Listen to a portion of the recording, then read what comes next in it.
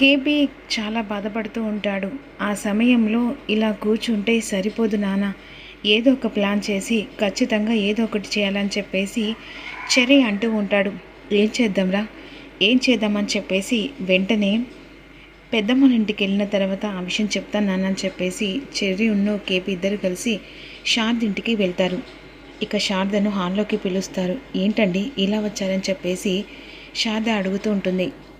అప్పుడు వెంటనే ఇక గగన్ మీద నింద పడకుండా అలాగే భూమి తిరిగి ఇంటి కోడలు రావాలంటే నువ్వు ఒక పని చేయాలి శారద. ఏంటండి? తిరిగి నా కోడలు ఇంట్లో అడుగు పెడుతూ అని అంటే ఖచ్చితంగా తన కోసం ఏదో ఒకటి చేస్తాను, ఏంటో చెప్పండి అని చెప్పేసి శారద అడుగుతుంది. ఏం చేయాలంటే నువ్వు ఎలాగైనా గగన్ని చంపేదనుకు తన మీద ప్రాణగండం ఉంచని చెప్పేసి శరత్చంద్ర మీద కేసు పెడతానని చెప్పేసి అతన్ని బ్లాక్మెయిల్ చేయి. ఆ తర్వాత ఖచ్చితంగా భూమిని పంపిస్తాడు. అతని మీద కేసు పెడతానంటే అతను ఎలా పంపిస్తాడా?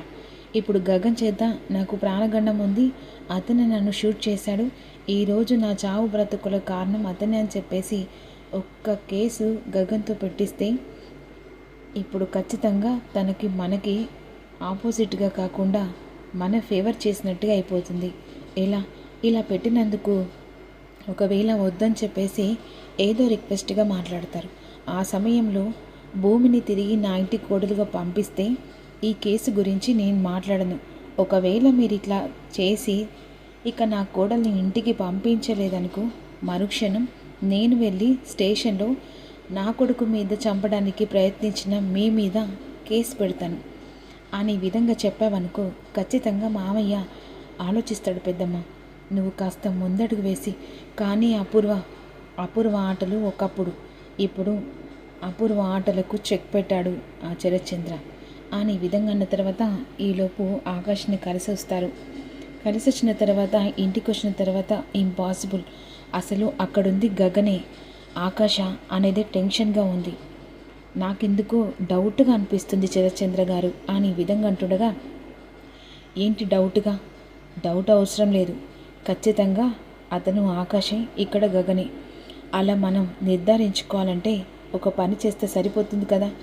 ఏం పని చేస్తావు, ఏం చేయాలనుకుంటున్నావు అని చెప్పేసి భూమి అడుగుతుంది. నేరుగా తన ఇంటికి వెళ్ళి అక్కడుంది గగన, ఇంకా ఉన్నాడో లేడో, లేకపోతే కావాలని ఆకాష్ ఇది నాటకం ఆడుతున్నాడో నిజం నిర్ధారణ అవుతుంది కదా.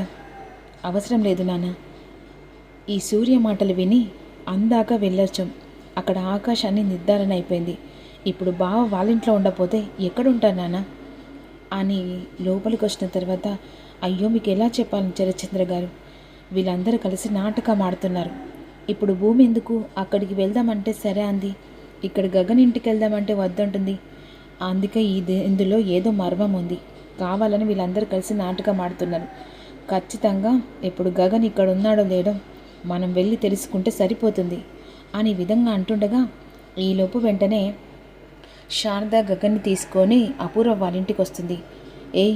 ఏంటి దారి తప్పి వచ్చావా అని ఈ విధంగా అపూర్వ అంటుండగా, దారి వెతుక్కుంటూ వచ్చాను, నా కోడలు తీసుకెళ్ళడానికి వచ్చాను అని విధంగా శారద అపూర్వకు ఎదురు తిరుగుతుంది. ఏం మాట్లాడుతున్నావు, ఏం మాట్లాడేది, నిజమే చెప్తున్నాను, నా కొడుకు కాపురాన్ని చక్కదిద్దడానికి నా కోడలు పుట్టింట్లో ఉండడం నాకు అవసరం లేదు, ఇష్టం లేదు, అందుకే నా కోడల్ని తీసుకెళ్ళడానికి మర్యాదగా ఇంటికి వచ్చాను. ఏంటి ఎక్కువ మాట్లాడుతున్నావు, ఇది ఎవరిల్లని మర్చిపోయావా, ఎవరిల్లేంటి, ఇక్కడ నా కోడలు ఉంది కాబట్టి తీసుకెళ్ళడానికి వచ్చాను, ఏంటి భయం లేకుండా నాకు ఎదిరించి మాట్లాడుతున్నావు అని చెయ్యెత్తేసరికి ఇక వెంటనే శారద అపూర్వ చేయి పట్టుకుంటుంది. ఇదివరకు భయపడ్డ రకం కాదు ఈ శారద, నా కొడుకు జీవితానికి ఏమాత్రం మాయని మచ్చ వచ్చినా ఈ శారద ఇంకో రూపం చూస్తావు అపూర్వ, చెయ్యెత్తితే పడుతా, ఒకప్పుడు అలాగే పడి ఉన్నా అని అనుకుంటున్నావా, ఇప్పుడు పడిలేను, చస్తూ బతుకుతున్నాను అనే కల్లో నువ్వున్నావు, ఆ చావు నుంచి బయటకు వచ్చిన అసలు బ్రతుకులో నేనున్నాను, నువ్వు ఏమాత్రం నా మీద చెయ్యెత్తినా చెయ్యి ఇలాగే విరిచేస్తానని చెప్పేసేసరికి ఒక్కసారిగా శారద మాటలు విన్న అపూర్వ కంగు తింటుంది. ఇదేంటి ఇంత తెగ రెచ్చిపోయి మాట్లాడుతుంది? ఏంటి నీ కోడలు అండ చూసుకొని మాట్లాడుతున్నావా? నా కోడలు అండ చూసుకొని మాట్లాడుతున్నాను. నా కోడల్ని తీసుకెళ్ళడానికి మాత్రమే వచ్చాను, నీతో గొడవ పడడానికి రాలేదు అని అనేసరికి వెంటనే అక్కడ గగన్ వెళ్ళి కూర్చుంటాడు. ఈలోపు చరచంద్ర గారిని చెప్పేది ఇక ఇంటి దగ్గర కారు ఆపేస్తారు, లోపలికి వస్తూ ఉంటారు. మనం అక్కడికి వెళ్ళి తెలుసుకుంటే నిజం బయటపడుతుంది. ఇక్కడుంది గగన లేకపోతే ఆకాశ గగన అనేది ఇక్కడ మనకు క్లారిటీగా తెలుస్తుంది కదా అని ఈ విధంగా అంటుండగా వెంటనే భూమి అటువైపు తిరిగి చూస్తుంది. అవసరం లేదు నాన్న, నువ్వు ఎవరి కోసమైతే వాళ్ళ ఇంటికి వెళ్ళాలనుకుంటున్నావా వాళ్ళే ఇక్కడికి వచ్చి ఉన్నారు అనే విధంగా భూమి గగన్ని చూసి ఆ విధంగా అనేసరికి శరత్చంద్ర షాక్ అయిపోతాడు. అరే ఎంత ధైర్యం ఉంటే నా ఇంట్లో అడుగు పెడతావరా, నా ఇంటి గడప తొక్కదని నీకు ఎన్నిసార్లు చెప్పానురా అనే విధంగా తన మీద చెయ్యెత్తుతాడు, కాలర్ పట్టుకుంటాడు, నిలదీస్తూ ఉంటాడు శరత్చంద్ర గగన్ని. కాలర్ పట్టుకొని ఇద్దరు కలిసి గొడవ పడుతుండగా నాన్న వదలండి అని చెప్పేసి అటు శారద ఇటు భూమి అంటుండగా, వదలండి, మేము మీతో గొడవ పడడానికి రాలేదు, నా కోడలు కోసం వచ్చాను, నా కోడల్ని మళ్ళీ తిరిగి నా ఇంటికి తీసుకెళ్ళడానికి వచ్చానని శారద అంటూ ఉంటుంది. ఏ శారద, ఏం మాట్లాడుతున్నావు? నా కూతుర్ని నీ ఇంటికి పంపించడం ఏంటి? అది జన్మలో జరగదు అని శరత్చంద్ర అంటూ ఉంటాడు. మీరు కనుక నా కోడల్ని తిరిగి నా ఇంటికి పంపించకపోతే మీరు నా కొడుకును చంపడానికి హత్య ప్రయత్నం చేశారని ఇప్పుడే వెళ్ళి కేసు పెడతానని చెప్పేసి శరత్చంద్రను బెదిరిస్తూ ఉంటుంది శారద. ఇక శరత్చంద్ర శారద మాటలు విని షాక్ అయిపోతాడు. ఒక్కసారి గనక నేను కేసు పెట్టానంటే ఆ కేసులో నుంచి లైఫ్ లాంగ్ నువ్వు బయటపడలేవు శరత్చంద్ర. నేను మర్యాదగా అడగడానికి వచ్చాను, నా కోడల్ని పంపిస్తావా లేకుంటే వెళ్ళి జైల్లో కేసు పెట్టనా అనే విధంగా శారద మాటలు విన్నా ఒక్కసారిగా షాక్ అయిపోతాడు. ఏంటి బెదిరిస్తున్నావా? బెదిరింపు కాదు, ఇది నిజం. నా కొడుకును చంపడానికి నువ్వు హత్య ప్రయత్నం చేయడం నిజం కాదా? ఇప్పుడు వాళ్ళని విడగొట్టి నా కోడల్ని నీ ఇంట్లో ఉంచుకోవడం నిజం కాదా? నేను నీతో గొడవ పడడానికి రాలేదు, నా భార్యను నాతో పంపిస్తావా? నన్ను చంపే ప్రయత్నం చేశావని వెళ్ళి కేసు పెట్టమంటావా? రెండే విషయాలు నీతో మాట్లాడడం అని విధంగా గగన్ మాటలకు ఆశ్చర్యపోతుంది భూమి.